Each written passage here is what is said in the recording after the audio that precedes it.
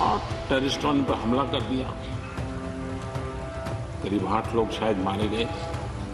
सबसे पहले गुलाम नबी जी का मुझे फोन आया।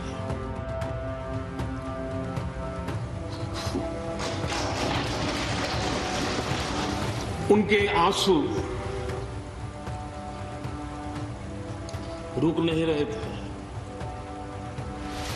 फोन पे नहीं आएगी याद तो परसों नहीं आएगी, मगर जब याद आओगी तो बहुत याद आओगी।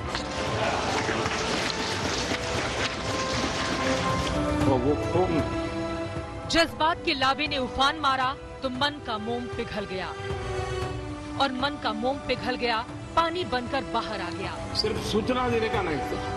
रो पड़े प्रधानमंत्री नरेंद्र मोदी, रो पड़ा प्रधानमंत्री का मन, जैसे रो पड़े पीएम के थरथराते हुए शब्द। अपने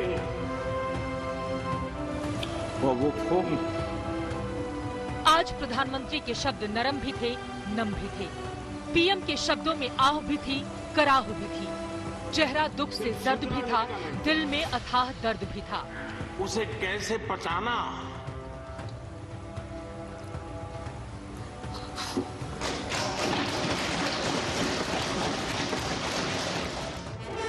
पीएम के लिए आज संसद से नेता प्रतिपक्ष नहीं जा रहा था, संसद से जा रहा था एक दोस्त जिससे सुख दुख साझा किया था।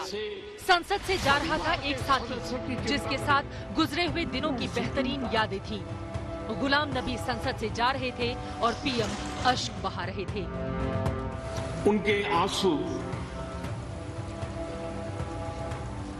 रुक नहीं रहे थे। फोन पे 14 बरस पहले 31 मई 2006 को आतंकवादियों ने डल झील के पास गुजराती यात्रियों की बस पर जो हमला किया था, पीएम उसे याद कर रहे थे। पीएम के एक एक शब्द बता रहे थे कि भावुकता की पृथ्वी उन्हें पाताल में खींचे लिए जा रही है। गुजरात के यात्री, क्योंकि जम्मू कश्मीर में जाने वाले टूरिस्ट में गुजरात बहुत बड़ा नंबर रहता है, और टेररिस्टों ने पर हमला कर दिया। करीब 8 लोग शायद मारे गए। सबसे पहले गुलाम नबी जी का मुझे फोन आया, और वो फोन सिर्फ सूचना देने का नहीं था। गुलाम नबी उस रोज रो रहे थे, और रोते हुए गुलाम नबी की बातें बताते हुए 14 बरस बाद पीएम भी रो पड़े थे। लेकिन रात में फिर गुलाम नबी जी का फोन आया। वे एयरपोर्ट थे।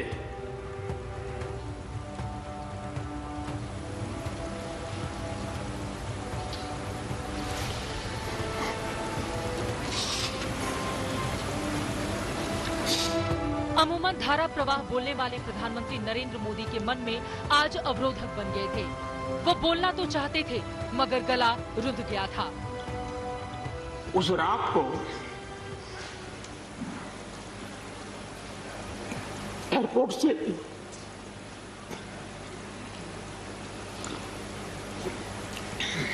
उन्होंने मुझे फोन किया, और जैसे अपने परिवार के सदस्य की चिंता करें, वैसी चिंता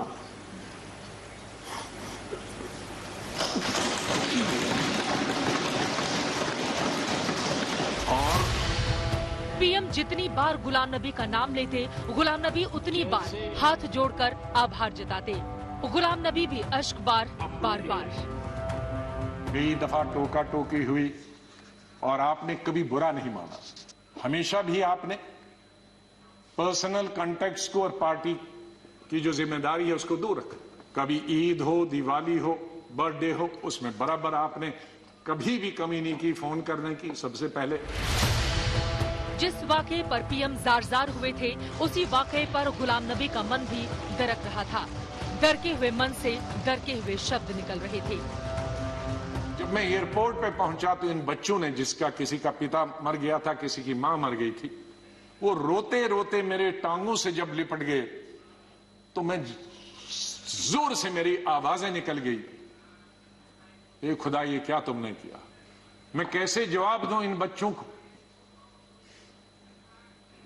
मैं कैसे जवाब दूं उन बहनों को जो यहां तफरी के लिए आए थे, सैर के लिए आए थे, और आज मैं लाशें लेकर इनके हवाले कर रहा हूं उनके माता पिता के। आज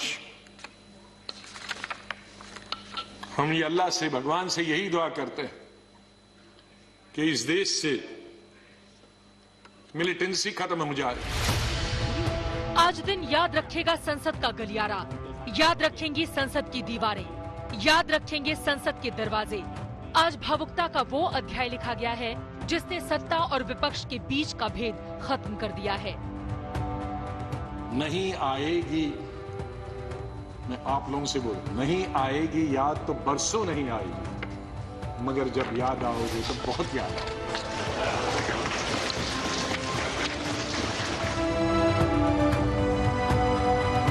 श्रीनगर से अशरफ वानी के साथ मौसमी सिंह, दिल्ली आज तक।